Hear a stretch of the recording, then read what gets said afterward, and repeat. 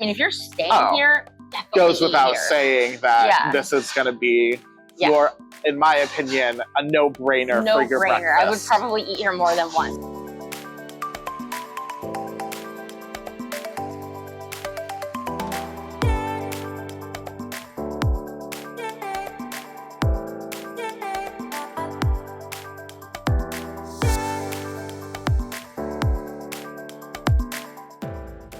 Hi, I'm Morgan. And I'm Jake, and we're Neverland Navigation Co. And Morgan, where are we eating breakfast today? We are eating breakfast at BOMA in Animal Kingdom Lodge. Yeah, this is an African-inspired buffet, and it's one of the more popular breakfast buffets here on property. Yeah. And we're excited to try it out. It's beautiful in here. This is not a character buffet, but I've heard good things. It's a buffet with character. So come along with us and we'll try it out, and we'll let you know what we think.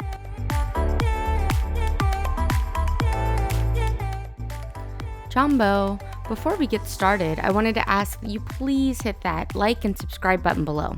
It's just a totally free button click for you, but it helps us out so much. Also, please check out our podcast called Neverland Navigation Radio, which is available wherever you normally listen to podcasts.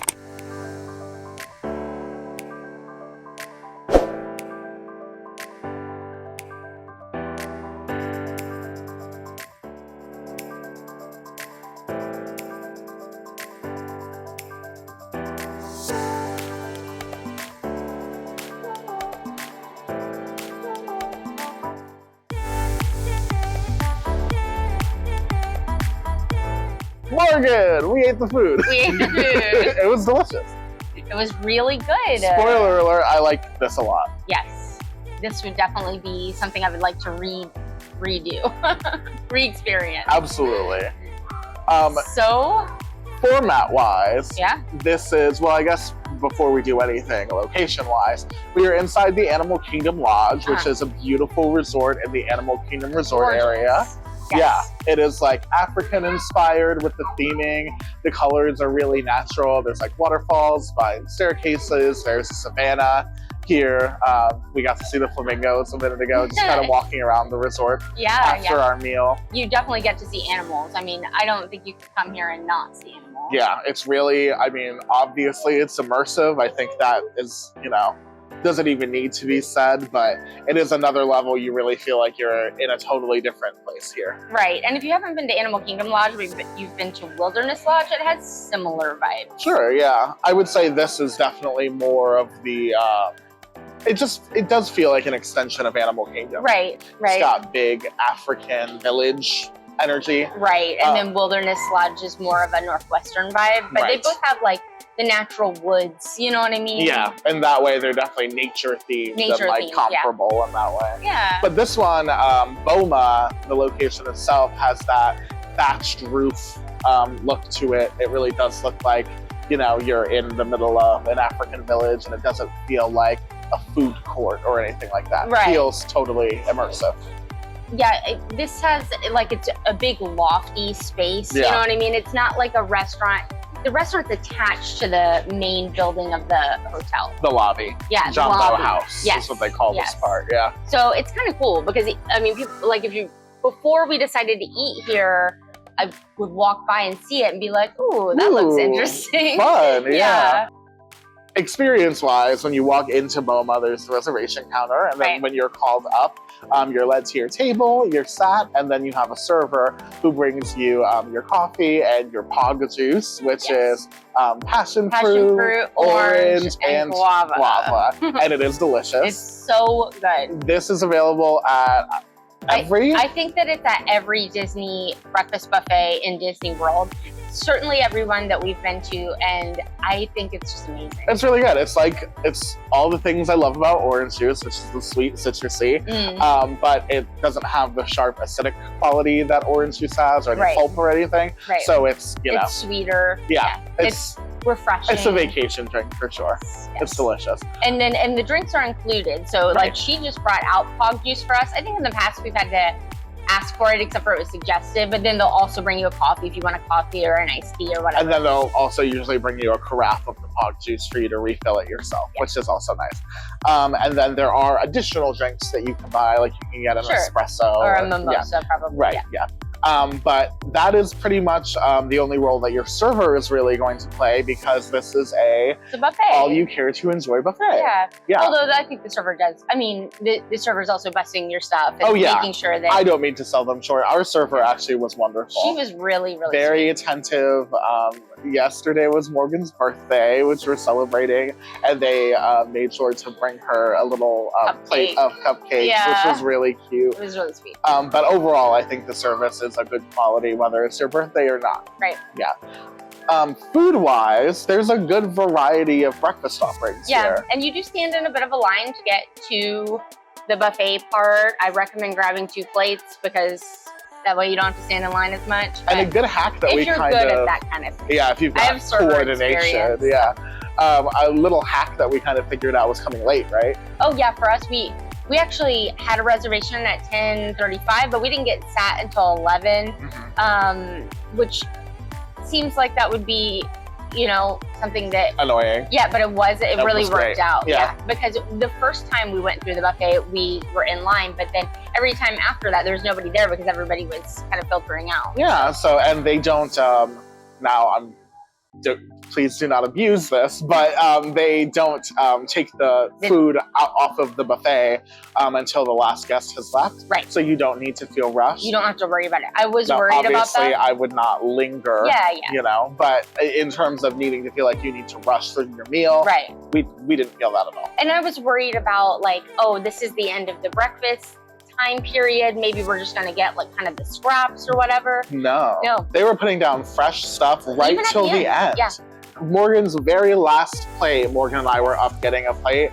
The very last round that we did, they put out a fresh bread pudding right in front of her. Yeah. Which was great. Which was perfect for me, because bread pudding is one of my favorite breakfast/dessert food items. Yeah. So that was awesome. Yeah. In terms of variety, they have your Disney breakfast staples like eggs and omelets and Mickey waffles and pancakes and all that. And sometimes here they have Simba waffles. They didn't have them out today. Tyler had one. Did you? Oh, good. My fiance had a Simba waffle. Good, because I think that that's such a unique thing for this location. Yeah, I was really excited to see that. Now, when I went up, it was just Mickey, but still. A Mickey waffle. I still really enjoyed. Yeah.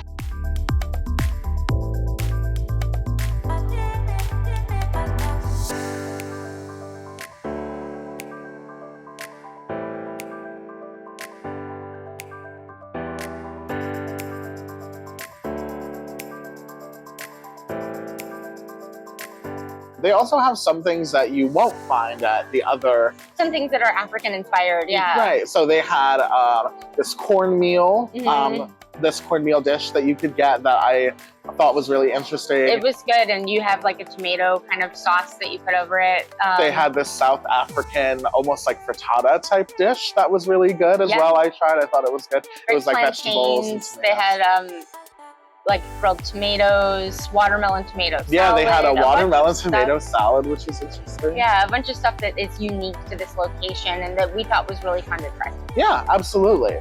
Should we kind of get down to some of our ratings for BOMA? Yeah. All right, so I guess we should start with quality of the food. Yeah. What do you think on a scale? Oh boy, this is my favorite part. Yeah. On a scale of 1 to 5 Simba waffles. Okay. What do you think for the quality of the food? 1 to 5 Simbas, I would say 4. I would agree with a 4. Yeah. There were some things that we tried, like for example, Tyler tried, my fiance tried, they have watermelon that had pistachio crumbles on top of it. Yeah. And he said that the watermelon was not super fresh. I felt like my pancakes maybe had been there for a second. That also maybe because we were at the end. But for our experience, I would say that the food quality was definitely good, but there were, you know, a few big hits and a few slight misses. Yeah. So I would say 4 is a pretty accurate. Yeah, and for a buffet, because that kind of thing always happens at a buffet where some of the dishes have been sitting there a little longer, everything. Right, natural. This was really good. Delicious. I mean, like... And we were so full. As well. So let's move on to value then. Yeah. Because value is a big part of, you know, the decision that you're making when you're deciding where to eat, especially if you're going to not be staying here and come here just for breakfast. Right. Value is an important factor, right? What would you say value-wise for this? So since this was $29 per person at the time that we ate here, I would say value would be a 5. I agree. When we were done, I looked to Morgan and I said, I can't believe this is $29. And we got an annual pass discount. Right. Which, I mean, I know not everybody would get that. Still at $29, it's a great value. Yeah, I think $30 in Disney money for, you know, this much food of this high quality with this cool of an environment to eat in. I think you really get bang for your buck here. I do too. You don't get characters, but you're not paying character prices. I also think that the fact that they've got food that's not just your basic food really elevates the value for me. Absolutely. Because going to some of the other Disney buffets where it's like scrambled eggs and sausage or bacon and Mickey waffles and pancakes, but that's kind of it. You know what I mean? In the Golden Corral? Yeah. You know, like you can go anywhere. Yeah, and get I don't that I wouldn't want to pay $29 for, but here, because we got a bunch of like cool stuff. I would do it again. Interesting, intriguing. Anytime. I would too. Absolutely. So in terms of location and convenience, now the thing about Animal Kingdom and its resorts is that they are an island. They are not literally, but they are like far away from the rest. About 20 minutes away from like the rest of it, like driving distance away from Magic Kingdom. Right. So, and there is bus transportation, but unlike other resorts, there is no Skyliner access, no monorail access, no boat access at all. Right. It is driving and buses only. Right. So you're going to have to either drive here, or if you're staying at another Disney hotel, then if you go somewhere else, like Disney Springs or a Disney park, you could take a bus from there to get here, or you could Uber, or I think they've got the minivan situation going on now. Right. So because they have options, it's not a 0, it's not a 1. For me, unfortunately, transportation convenience for this one is a 2. 2, I would have said 3, but yes, because it is on Disney property. We'll meet at the middle, 2.5. 2.5 is fine. Half a simple walk. Yeah, it just is a nibble. on Disney property, but it is, it doesn't have that convenient transportation like some of the other ones. Right, so that honestly is the thing that knocks this down a little bit, because you really have to go out of your way if you're not staying here to eat. Unless you're staying here. I mean, if you're staying here, definitely goes without saying that this is going to be your, in my opinion, a no-brainer for your breakfast. I would probably eat here more than once if I were staying here for like a week. Should we stay? Should we get a room? Yeah, we should. Absolutely. All right. So that kind of sums up ratings-wise what we think about BOMA. We did atmosphere, right? We did quality of food, value, and then location. Yeah. And then as far as discounts go, there are discounts available, the standard Disney discounts. We used our annual pass discount, so that's available.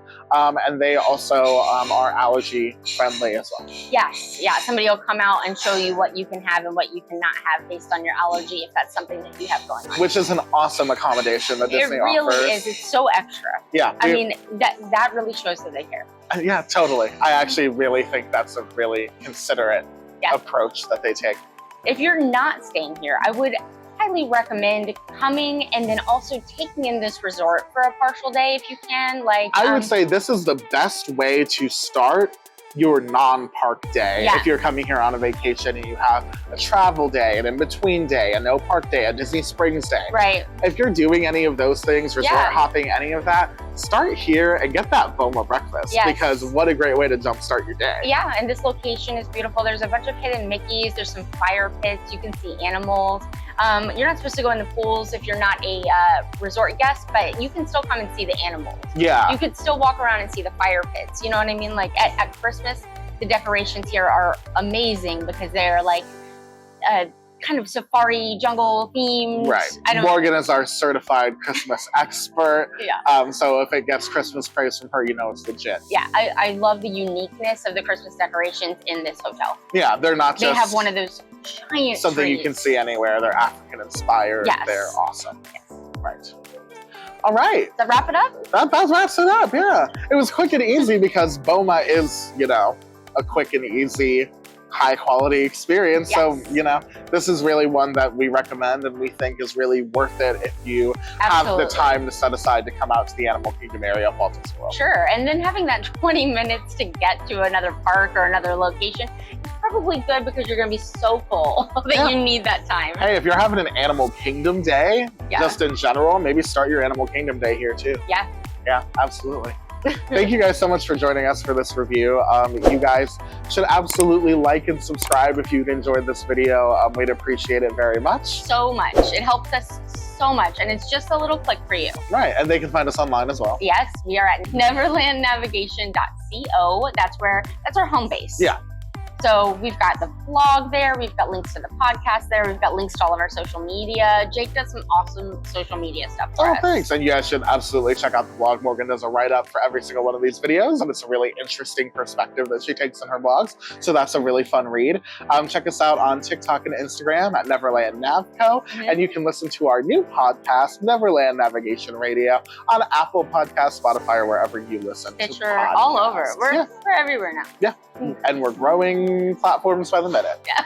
Thank you guys so much for watching, and we will see you next time. Bye.